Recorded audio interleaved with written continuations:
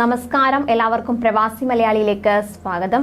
രാജ്യത്ത് പരമാവധി സന്ദർശകരെ എത്തിക്കുന്നതിന് വിസകളിൽ സമഗ്രമായ മാറ്റങ്ങൾ വരുത്തുകയാണ് ഗൾഫ് രാഷ്ട്രങ്ങൾ. വരുമാന സ്രോതസ്സുകളിലൊന്നായ സന്ദർശകർക്ക് സുതാര്യമായ രീതിയിൽ വിസ നടപടികളിൽ മാറ്റവും വരുത്തുന്നുണ്ട്. ജോലി മാനദണ്ഡമാക്കാതെ ഗൾഫ് രാജ്യങ്ങളിലെ പൗരന്മാർക്ക് ടൂറിസ്റ്റ് വിസ അനുവദിച്ച നടപടിക്ക് പിന്നാലെ ഈ വിസയിൽ രാജ്യത്തേക്ക് വരുന്നവർക്ക് കർശന മുന്നറിയിപ്പുമായി എത്തിയിരിക്കുകയാണ് സൗദി.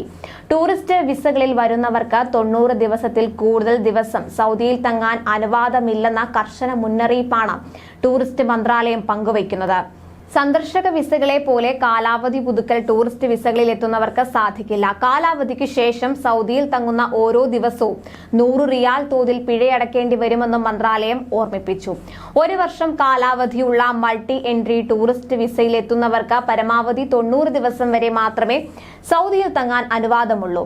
ഇത് ഒറ്റത്തവണയായോ 1 വർഷത്തിനിടെ പലതവണയായോ കഴിയാം. അതായത് 1 വർഷം കാലാവധിയുള്ള ടൂറിസ്റ്റ് വിസയിൽ എത്തുന്നവർക്ക് ആദ്യ തവണ 30 ദിവസം സൗദിയിൽ താമസിച്ചാൽ വീണ്ടും രാജ്യത്തിന് പുറത്തുപോയി തിരിച്ചെത്തിയാൽ ബാക്കി 60 ദിവസം വരെ മാത്രമേ തങ്ങാൻ സാധിക്കൂ.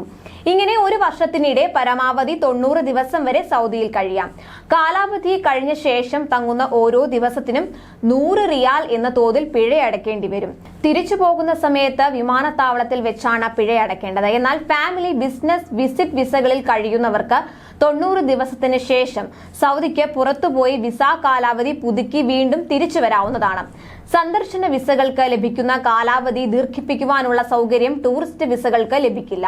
വീണ്ടും ടൂറിസ്റ്റ് വിസയ്ക്ക് അപേക്ഷിക്കാൻ ആദ്യ വിസയുടെ 90 ദിവസം എന്ന കാലാവധി പൂർത്തിയാകുന്നതുവരെ കാത്തിരിക്കണമെന്നും വ്യവസ്ഥയുണ്ട്. എന്നാൽ ഏതുതരം വിസയിൽ എത്തുന്നവർക്കും സൗദിയിൽ എവിടെയും സഞ്ചരിക്കുവാനും ഹജ്ജ് കാലത്തൊഴികെ ഉംറ ചെയ്യുവാനും മദീന സന്ദർശനത്തിനും അനുവാദമുണ്ടായിരിക്കും.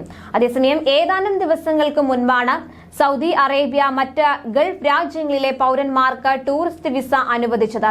ഇത്തരത്തിൽ ടൂറിസ്റ്റ് വിസ ലഭിക്കുന്നതിന് അപേക്ഷകരുടെ ജോലി മാനദണ്ഡമാക്കുകയില്ലെന്നാണ് സൗദി ടൂറിസം മന്ത്രാലയം അറിയിച്ചിട്ടുള്ളത്. ഇതോടെ ടൂറിസം വിസയിൽ സൗദിയിലെത്തുന്ന ഗൾഫ് രാജ്യങ്ങളിലെ പൗരന്മാർക്ക് ഉംറ നിർവഹിക്കാനാകും.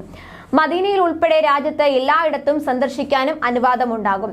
രാജ്യത്ത് നടക്കുന്ന വിനോദസഞ്ചാര പരിപാടികളിലും മറ്റും പങ്കെടുക്കാനും വിസ ഹോൾഡേഴ്സിന് അനുവാദം നൽകുന്നതാണ് ടൂറിസ്റ്റ് വിസ. അതേസമയം ഇത്തരം വിസ കൈവശമുള്ളവർക്ക് ഹജ്ജ് ചെയ്യുന്നതിന് അനുവാദമില്ല. ഹജ്ജ് കർമ്മങ്ങളുള്ള ദിവസങ്ങളിൽ ഉംറ നിർവഹിക്കുന്നതിനും അനുവാദമുണ്ടാകില്ല.